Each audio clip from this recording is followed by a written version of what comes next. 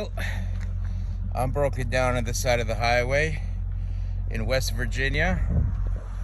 Let me show you what's going on. I got a coolant line that went kablooey.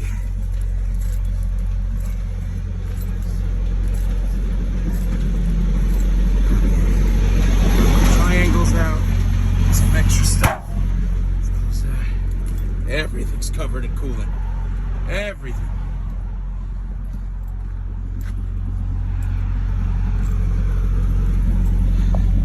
That right there. That right there, ladies and gentlemen.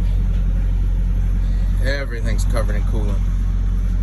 So I gotta wait for roadside assistance. Lost all my coolant. Set up a nice little barrier. And now we wait. Full moon. I'm on top of a hill. Actually a mountain in West Virginia. I made it all the way to the top and then kablooey.